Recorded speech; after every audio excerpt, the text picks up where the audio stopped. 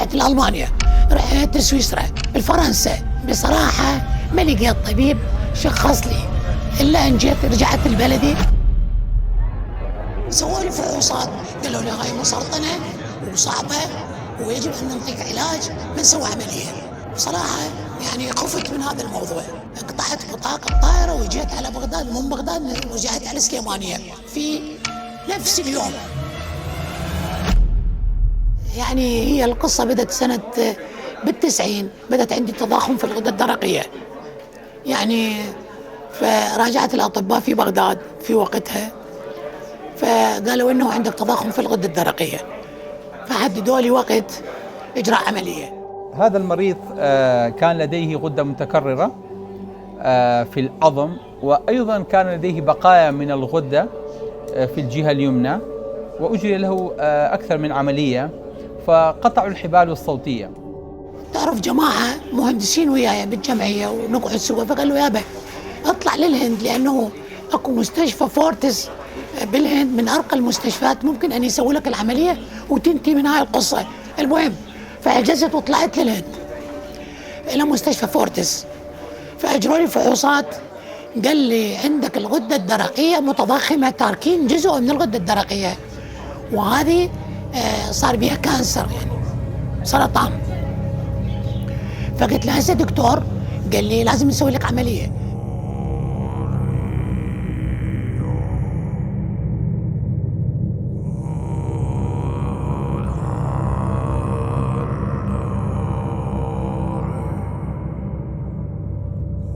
فالمهم سوى لي عملية ورفع الغدة الدرقية، فقال لي اوكي هذه تروح، فترجع لي بعد فترة حتى نشوف هاي امورها. فاني ما اقتنعت بكلامه بصراحة، هذا البروفيسور الهندي.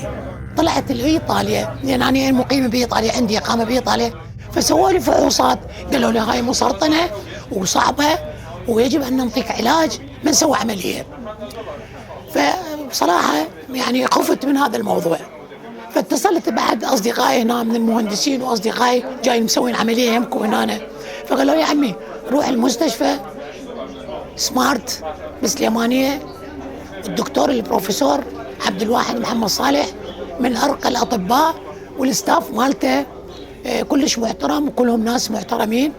ففعلا انا قطعت بطاقه طائره وجيت على بغداد، ومن بغداد رجعت على سليمانيه في نفس اليوم.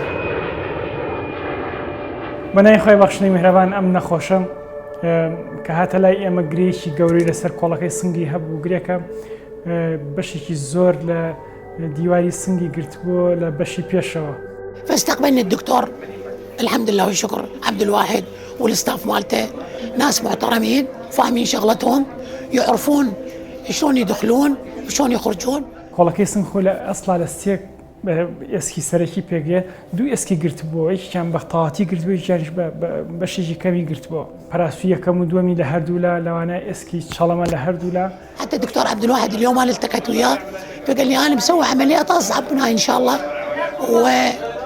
وانطت نتائج جيده جدا، وان شاء الله انت من المجموعه اللي تنجح عمليتك ان شاء الله، ونشوف الخير عليها.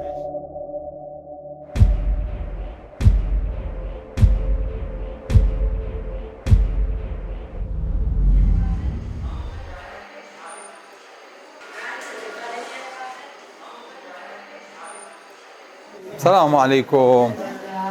شلونك استاذ فاضل؟ استريح استريح استريح. لا خليه اقوم خليه لا بس ديك هنا هسه مرتاح.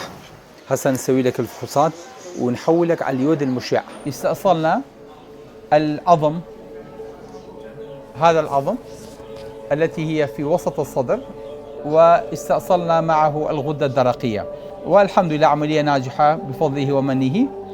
والآن نسبة السرطان نزل في جسمه تقريبا إلى 0. ماشي. هسه أعطيك علاج إن شاء الله وما يصير ألم بإذن تعالى. زين الحمد لله، والعملية ناجحة. وشيلنا هذا وشيلنا الغدة المتبقية، اثنيناتهم شيلناها الحمد لله ونظفناها، والعظم شيلناها.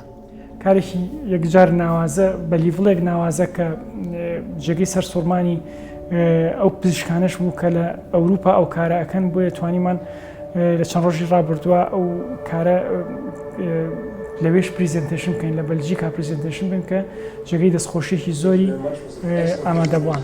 Great job. This is a really rare entity in a real complex case. So congratulations again for the perfect outcome of your patient. بس بصراحة أنا افتريت رحت لبنان ورحت الهند ورحت لإيطاليا. يعني إحنا بدنا نشتغل غلط بصراحة، لأنه عايفين بلدنا والأطباء الموجودين الكفاءات العالية الموجودة في العراق، يعني بصراحة ما موجودة مثلها بكل دول العالم. الحمد لله أويك هبو همي ما بولا برد وزور زور مرتاحين راستي كاريب ولسر آستينيا دولتيا. سپاس بە پەروەردگار و فەزڵی شەر بۆ خۆیت. سەلام عەلەیکوم.